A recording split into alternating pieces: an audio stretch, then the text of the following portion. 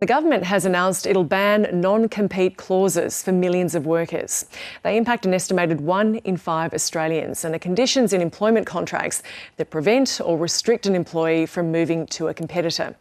They can affect people in childcare and construction, for example, making it difficult for them to switch jobs, creating a drag on the creation of new small businesses. From 2027, these clauses will be banned for anyone earning less than the high income threshold, which is currently $175,000 a year. So let's bring in Professor Andrew Stewart now. He's an expert in employment law from the Queensland University of Technology. Professor Stewart, thank you for joining us. Firstly, can you just spell out for us what is a non-compete clause? So this is a provision in your employment contract, which you may or may not have read when you actually signed it, that restricts what you can do after you've finished your work with your current employer. So usually it stops you going to work for a competitor or to set up your own business, anything that would be competitive with your old employer for a period of time after you've finished in your current job.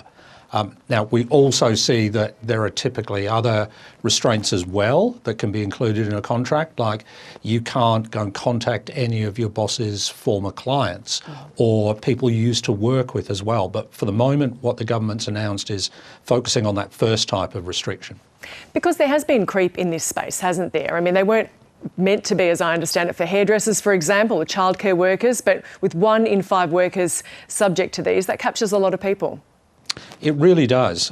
It used to be the case that you'd expect to see this only in the contracts of higher paid workers, professionals, people with technical expertise, but they've really spread right across the labour market.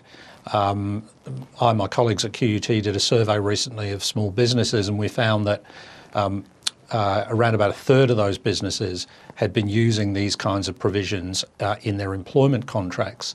And interestingly, when we asked them why they did that, almost all of them said it was really vital for their business, and yet a third of them had not even asked for those provisions to be included in the first place. So in part, this is just about standard employment clauses spreading right across the labour market, even to places where previously we mightn't have seen them.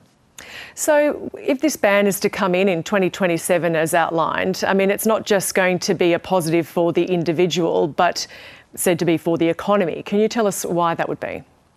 Yeah, so there's increasing evidence that suggests that the use of these provisions across the labour market reduces mobility between jobs, and that's important because that's very often a time when workers can aim to get a pay rise. It also impedes the spread of new ideas. It prevents people who could be in a good position to set up a small business of their own from doing so. So the estimated effect on the economy is that it will not only lift wages for affected workers, or at least workers who are covered by this new ban, but it will also have a significant improvement to productivity as well. As outlined in Jim Chalmers' budget speech, he said could boost wages by up to 4%. It could improve GDP by $5 billion. Businesses do have trade secrets, though. How can they still be protected under this? So, for a start, there's no suggestion here that the government is going to restrict the use of non-disclosure agreements, which say that after you leave your current job, any trade secrets or confidential information you may have acquired while you're employed, you can't take with you and use against your former employer. No suggestion those provisions won't still be allowed. And it's clear there'll still be scope for businesses who are concerned about their departing employees exploiting connections with former clients from having some scope to restrict the contact with clients. We're still going to see a lot of details about this. The government has said it's consulting about the precise detail of this new ban, not coming in until 2027. It's also talking about the possibility of exemptions. So we're certainly going to see employer groups lobbying hard for this not to be a complete ban, and for there still to be some scope for businesses to be able to impose some restrictions on their former workers.